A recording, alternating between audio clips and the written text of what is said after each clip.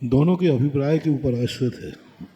वो तुम्हें क्यों रोक रहा है, तुम उसे परेशान क्यों कर रहे हो, दोनों को देखना पड़ेगा। आप यदि उस समय इतने जोर से पढ़ रहे हो तो सामने वाला पूजा भूल रहा है, वो पूजा ही नहीं कर पा रहा है, तो वो आपको रोक रहा है, तो आपको भी सोचना चाहिए।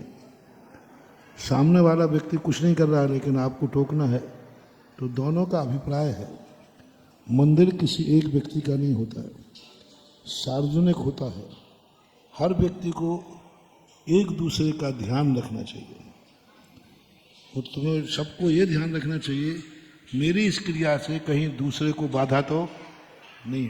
कई लोग मंदिर के ठीक सामने खड़े हो जाते हैं, अब भगवान दिखना ही बंद हो गया, अब खड़े हैं कायेश्वर कर रहे हैं, तो उनको ये सोचना चाहिए कि हम भगवान का अभिषेक देख रहे हैं, देखने में उतना पुण्य नहीं है, कहीं तुम्हारे खड़े होने से कितने लोगों को अभिषेक नहीं दिख रहा है, वो अंतराय कर्म ज़्यादा है।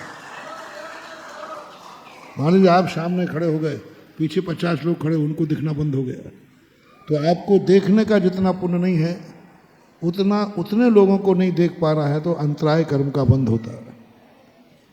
कई लोग महिला पुरुष पहले देखते हैं, अब बीच में कुर्सी लगा के बैठ जाते हैं सभा में, अब पीछे वाले क्या करें, उनकी पीठ देखें।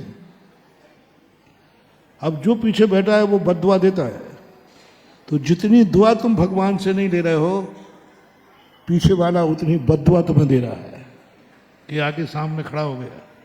तो मंदिरों में हमेशा दूसरे का ध्यान करके ही आपको अपनी क्रिया करना चाहिए, कि वो दूसरा यदि कोई आएगा तो उसको मेरे द्वारा बाधा तो नहीं होगी। अब तुम सारी द्रव्य की थाली लेके बैठ गए, दूसरा आएगा तो काय से पूजा करेगा।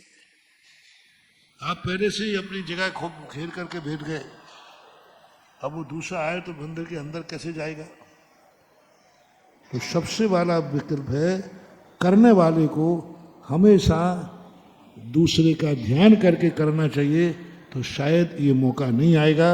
अपने आप वो भी संतुष्ट हो जाए और स्वयं भी संतुष्ट हो जाना चाहिए।